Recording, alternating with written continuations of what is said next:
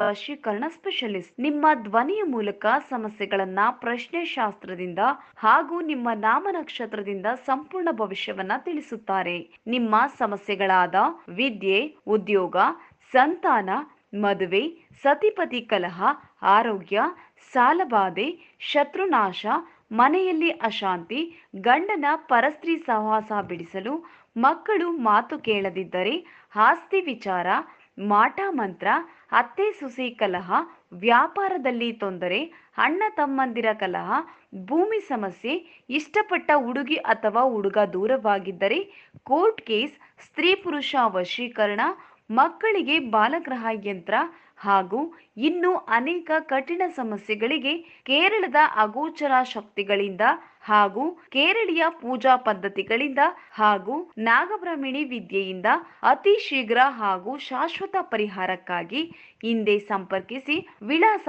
Kollegal. Phone number 8951153739.